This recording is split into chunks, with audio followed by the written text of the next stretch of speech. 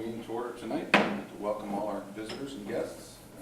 Start with the invocation, and as Diane gives the invocation, I'm sure you're all aware of the passing of Mitch Titus, the fire chief from the town of Winona Lake, and certainly we will remember him, I'm sure, in your prayers tonight, but just a special mention. I think the arrangements have already been set.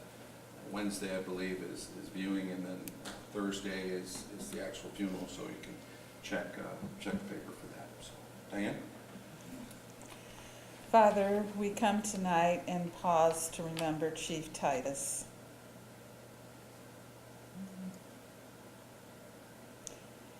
He was a wonderful example of the passion and the joy that public service can bring.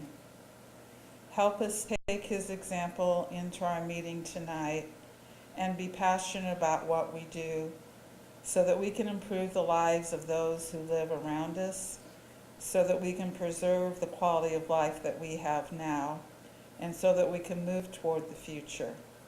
In the name of Jesus, amen.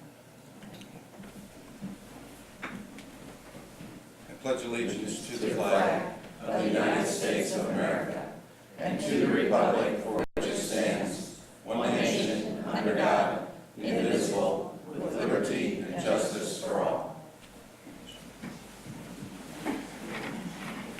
All right, thank you, Diane. Appreciate that.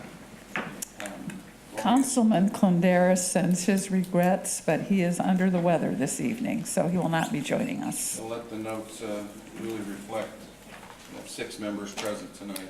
4 members will be necessary for any action. So, all right, let's move into the approval of the minutes from the April 15th meeting. Those have been presented to you. Ask for your approval.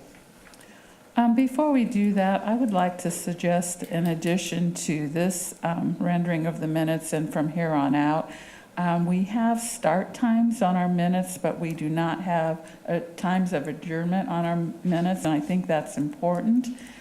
So for this particular day, I would like the minutes to be amended to add that we adjourned at 8:07:12. I went and watched the tape and got the exact time that we were adjourned. And I think it could be important in the future that we do note both our start times and our end times. I've talked with our attorney, and I think it's just a good idea that we do that from here on out. So with that motion to amend, I'd like to motion that we approve the minutes as amended. I'll second that. Any further discussion on the amendment? All in favor say aye. Aye. Aye. Those opposed? All right, thank you. All right, again, I'd like to welcome our visitors tonight. We've got a few things on the agenda here. We will start with reports, both oral and written communications. Our first is from Kosciuszko Community Hospital. Jay Dale, the CEO, is going to give us an update on community health. So, Jay, the floor is yours. Thank you.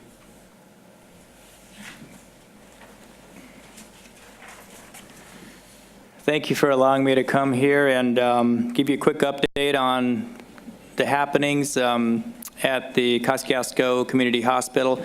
My name is Jay Dale. I'm the relatively new CEO. I think I can still say that. I started in October, and I wanted an opportunity to present how we are connected with the community, and so I hope you learned something. Hope this is the right key. There we go. It's kind of hard to see this map here, but basically it shows those blue dots are where our facilities are located. In the middle there, the H is the Kosciuszko Hospital. And you can see that we are concentrated mainly in the Warsaw area, but we also have locations north and south of the county. This is a financial report, basically, and it shows the amount of cash that is infused into the local economy in some fashion. local taxes paid by the hospital at about $1.4 million between property and sales tax. You can see the charitable contributions and public service are about $459,000, and this is for the 2018 fiscal year for us, which ended December 31. And the economic impact of total of our salaries, wages, benefits, capital that we spent, et cetera, was about $88 million. And uncompensated care, which includes the cost of care or the underfunded cost of care, meaning that sometimes we don't get paid what the cost of care is, and that adds up to about $38 million, and for a total of about $128 million in benefit or impact to the community in some fashion. We are also a place that has over 800 employees, and this last year we worked to add 10 providers, 12 nurses, and 43 other clinical and administrative folks. There were 7 administrative level folks that were added as well. So an area of job growth. Healthcare continues to be an area of that requires growth in many jobs, and we currently have between 30 to 40 positions that we're currently hiring for right now and are recruiting for. The county identified 4 large healthcare challenges, and they are infant mortality, obesity, tobacco use, and opioid addiction. And I won't go in detail here, but we have programs, or we are assisting in organizations that are working to improve infant mortality. For example, our OB director is directly involved with the Northeast Indiana Patient Safety Coalition and their mission of working on perinatal substance abuse, and which has a direct impact on infant mortality. The ratios of infant deaths per year are higher in Indiana than they are nationally, as you can see, and Kosciuszko County is in between the U.S. average rate and the Indiana rate. We, of course, want to get that down to 0 as much as we can.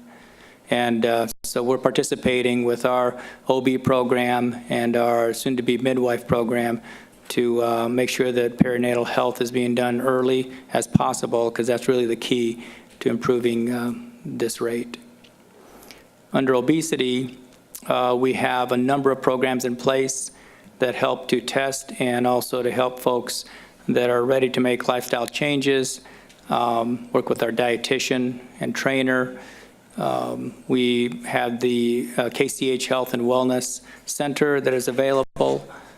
We can medically monitor patients there, and we have medical providers located throughout the county, of course, that can provide different levels of support. And we've participated in community, improvements, including the land abutting wetlands behind KCH to help with that walking trail, and education on healthy eating that is provided within the school systems as well, and of course health fairs throughout the county. With tobacco use, we are a member of the Kosciuszko County Tobacco-Free Coalition. We help to educate patients, employers, and community on smoking cessation, and we have, of course, our entire campus is smoke-free as well to support that. And our local providers are, we really work with them to try to get people to stop smoking and to provide alternatives so that they can start to improve their health right away. And also we have cancer testing facilities available for those that would choose to do that.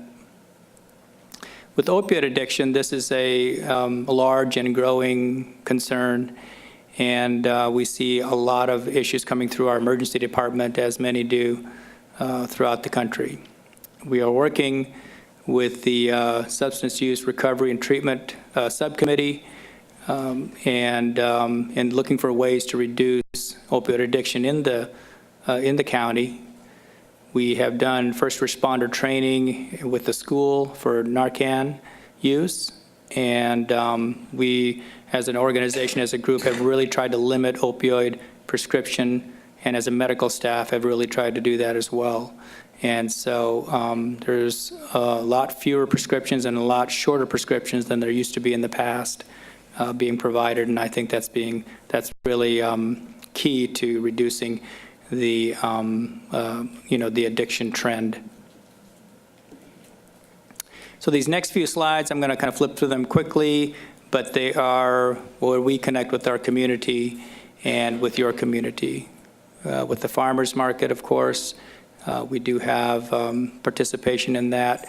As you can see here, our EMS does a car seat safety program, and they'll go to different organizations and to schools and to teach people how to use car seats properly, and we'll exchange them, take the old ones and exchange for new ones that are safe.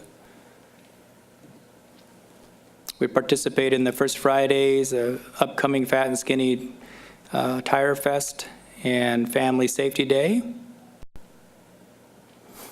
as well as health fairs and sports physicals, job shadowing opportunities. These are all areas where we've been involved with the community and will continue to be involved with the community. We feel that we're very integrated in Warsaw and Kosciuszko County.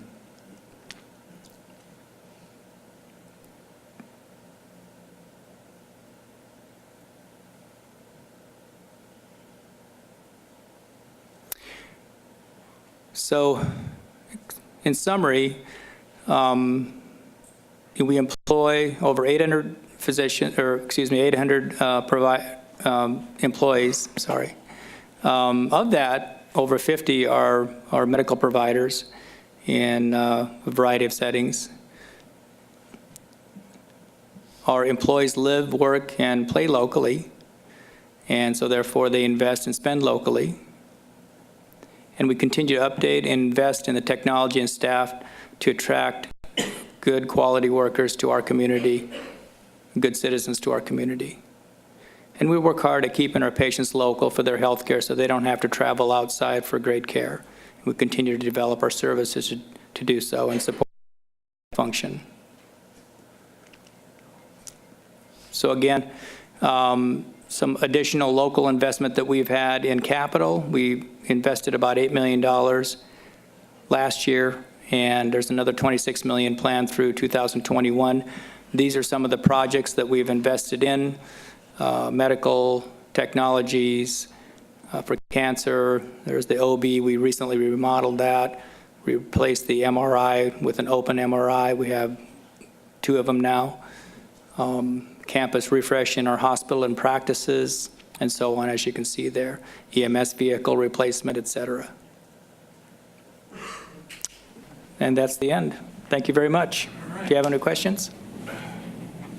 Questions from the council? Well, we sure thank you for your commitment to our community, especially those public health initiatives. Having those partnerships in the community, we know we can't do it on our own. And certainly your commitment to that is we're certainly all very appreciative of. So thank you very much. You bet. Thank you for the time. Thanks, Joy.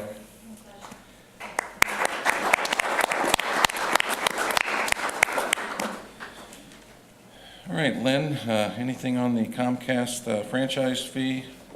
No, it's holding pretty steady. $13,000 quarterly amount, and MediaCom. Steady as well. Steady as well. Item number 4 is a proclamation that was a joint proclamation by the county and the city. Last week at the commissioners' meeting, Ken Locke and John Sadler brief the community on the 75th anniversary of D-Day, and we prepared the proclamation, and it was read at the commissioners' meeting last Monday. There will be a celebration this year at First Friday, and again, this was just a joint proclamation we want you to all be aware of, the city's involvement with the county on this very important anniversary. So, before we move on, I did want to also mention Sunday's Journal-Gazette. There was a really nice piece in the business section about the growth, all the great things we're doing here in Warsaw, and a real tribute to what we've done, and also looking at some peer cities to try and improve and continue to move forward a lot of the great things that we've accomplished. So if you get an opportunity to go back, I do have a copy of it. It's a nice article in the Journal-Gazette on Sunday's paper. So good press for Warsaw. All right, let's move on to unfinished business. First item of business will be Resolution 2019-0401. This will be the approval of the comprehensive financial management policy. And we spent some time with the council on this. You've all seen the copies. I know there was a few corrections that were requested at the last meeting, so we decided to hold off on approving till tonight. I know, Jack, you had a couple things in there, and I think, Lynn, we're good with a few of the changes that were made. So any comments from either of you or anyone else on this policy? Oh, just, when I got the first draft of it, there was just some language in it that I thought needed to be cleaned up a little bit. Just it was assigning duties or responsibilities of certain things, and it was a little bit muddied. But it all got cleaned up, I think, before it was presented to the council. And so as far as it was last time, I was satisfied, yeah. Jack, I appreciate your commitment. You are certainly a member of that committee, and will be working with the financial policy for the council as their representative on that board. So your involvement is most appreciated, and I'm happy to hear that it passes your scrutiny. Well, I'm honored to be on it. I'm just glad we're getting it done. Okay. Just get her through, huh? So any other comments or questions by the council? I just asked them to clarify that it would be reviewed yearly, and that's in there now, so Okay. I'm good.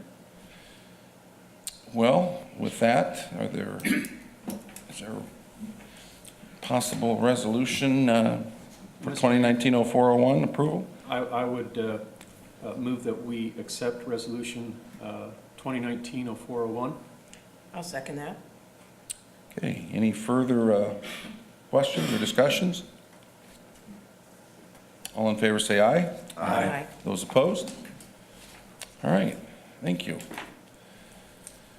So, item number 2, again, under unfinished business, would be the nonprofit guidelines. I think there's 3 forms that we've all worked with and have, I think, evaluated and made a few changes, and I think they're being presented tonight for your final approval. Again, we'd like to get this done so as we start the budget sessions and budget season, we've got a protocol for evaluating our non-for-profits. So I will, I think, Cindy, I'll let you and your committee, if you've got anything that you want to discuss or add, I would want to take these separately, but we can go through each one and discuss if there's any further revisions necessary.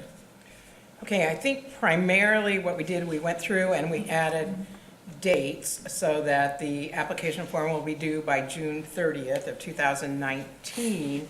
And then the final report form, we did change, or we did add a date to that of March 1st of 2020. And some of the other changes that council had requested, under the narrative portion and the executive summary, point number 1, I believe some of the council members had wanted us to add a little phrase in there, having them identify what IC code their request falls under, and so that was added. That's page 4 of document 3 in your list here. I'm working At a disadvantage because I left my stuff with Whitney and, yeah, okay, so that's where we changed. And then one of the other items that we did change, on the final report, there was a request that we add in the number of Warsaw, City of Warsaw residents that were served by the grant request, and I believe that was added. That's going to be on the final report page. Okay. Yes, approximate number of Warsaw residents served. I think we did not add City of Warsaw. We decided that was probably going to be a little dicey, you know, to have them keep track exactly, you know, so we actually put approximate number of Warsaw residents served, and I'm not sure in all cases they're even going to know for sure, but hopefully we'll get a guesstimate. And I think those were the major changes. I don't know, Jeff, do you remember? No, Anything I else? just, again, I think that this will be more specific and more helpful for the council as we award and also evaluate these programs. So I think everyone's efforts. Thanks, Cindy. Anybody else have any comments? I think this is light years ahead of what we had, and I conclude this is really a good step. Anybody else? Again, just a shout out to Susie Light for working so closely with us and helping us get a structure to jump off from. And thank you, Lynn, for looking it over so carefully and making some helpful suggestions from a practical standpoint. We anticipate that we definitely will have to review it after this first year, and we may be making changes for the next year, but, you know, we're going to try to go with this and see how we get along. Yes, I certainly appreciate the work you all have done. So with that, I'd say we're just really asking for consensus amongst the council. So I think we can take all three of those unless there are any specific questions of the edits that have been made as they've been presented to you. If not, I would just ask that you give consensus to the committee to get started. Absolutely. Everybody good? Yeah, I'm good. All right. So let the minutes reflect 6 members were waving their hands. I do have one question. Lynn, will we be putting that application online then too? I can see if Stacy can put it on our Okay. webpage. I think I that don't would be think there'd be any helpful. problem. Okay. Yeah, just check with her, but I check sooner than later so she gets the opportunity to do Okay. that. Okay. All right. Again, thank you. Let's move on to new business. We've got one conflict of interest disclosure. And it's Jay Rigdon, who is the attorney at the Board of Airport Commissioners and Board of Aviation Commissioners. He just is a member of Rock Hill Pinnock, and it's laid out here as an annual disclosure. Any questions or concerns? Is there a motion to approve that? So moved. I'll second that. Further discussion? All in favor, say aye. Aye. Those opposed? All right, thank you. All right, so we've got some CF1s tonight to go through. 'Tis the season for tax abatement compliance reviews, and with that, I will let Jeremy help us through this. You know, there are some companies that just have single requests, there are others with multiple companies that all need to be requested somewhat collectively, so Jeremy, I'll have you navigate all that for us. Yeah, so it really depends on how you want to do this. We can either do all of them at once or take them one at a time. I mean, there's a lot of them. So let me know if you just want me to read through all of them and then you can vote if that's what your preference is, or. What? Yeah, that sounds reasonable, doesn't it? Okay, let's do that. Why don't you go through them, and then we'll consider them collectively. Okay, so Flexos has the most on here, so I'm just gonna run through their tax abatements. They have tax abatements from 2011, 13, and then I think they had a tax abatement in 2017. So the 2011 tax abatements, they made the personal property investment as well as the new employees. It is a little odd because as companies grow, they sometimes create different entities that then switch employees from one to the other. I think the important thing to note, and I think it was in your packet, the total employees from when they started. Originally back in 2011, I think they had around 150 some employees. Now they're up to 255 employees. So that's really the important number to take away from these tax abatements. So both the 2011 personal real property improvements, they made the improvements. They hired the additional employees. By my count, estimate around 42 new employees for that tax abatement. And in 2013, they did some more improvements. For personal property, they bought some more equipment for both Center Street, Armstrong, and Lighter Drive. They estimated adding 40 new employees from 2013 to now. They roughly added around 103 new employees by my count. And the 2011 tax abatements are in their 7th year. The 2013 tax abatements are in their 15th or 5th year. In 2017, they once again made some personal property and real property improvements to both all Lighter Center and Armstrong.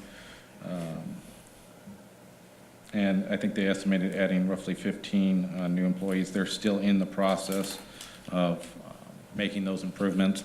I think most of them were made last year, and there's still some more improvements yet to be made. But right now, they've added roughly about 15 employees based on the 2017 numbers. So it is my recommendation, and that's in its 2nd year tax abatement, that we approve the flex off tax abatements for 11, 13, and 17. All right, so questions on Flexost? Again, it's your opinion that they've met Yes. the expectation that was laid out when these were applied for? And as far as- 17, obviously, just being 2 years old, they're still making improvements. Yep. And we'll probably, for the rest of this year, have some. So Jeremy, it looks like there's purchasing. about 9 entities listed here. Yes. Okay. So let's consider those again together. Do you have any questions of Jeremy on the CF1s, the information that's been presented to you? Do you feel able to make a confident decision on the extension of the abatement?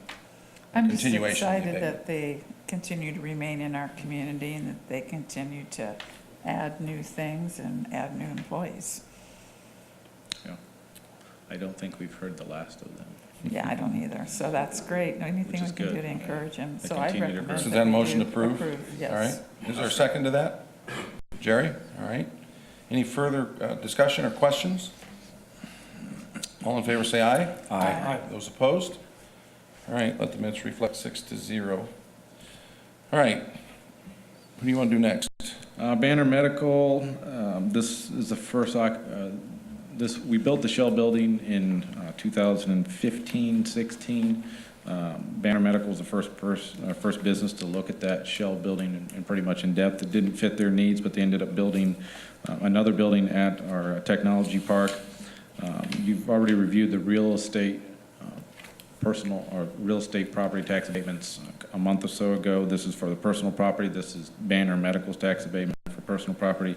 They have spent roughly $2.7 million in personal property. And keep in mind with personal property, it's all about money spent, not necessarily jobs. Real estate is job-based. Personal property is the money spent on the equipment because that's what's being abated. So since 2016, they've had 23 employees, and they're in their 3rd year of their abatement. And I think total, they estimated around 75. So it is my recommendation to continue their abatement as well. All right, questions? Move to approve. I'll second that. All right, any further discussion? Questions? All in favor, say aye. Aye. Those opposed? Again, 6-0. All right. Dalton's maybe next? Yes, Dalton's is the 2007 tax abatement. I believe this is their last year of this abatement. They had personal property improvements they did in 2007. I think it was over a 3-year period from 2007 to 2010 they bought equipment. Roughly spent about $5 million on personal property, which would be manufacturing equipment. This is their 10th year. It's not necessarily based on jobs. Obviously, if you look at their job total, it's shrunk quite a bit. But the personal property, like I said before, is based on money spent, not necessarily on jobs. So I would recommend approving their final year of their tax abatement. So moved. Any second? I'll second that. All right, any further discussions? Questions? All in favor, say aye. Aye. Those opposed? All right. And I didn't ask if there are any members here from those corporations that would like to speak on behalf of those corporations.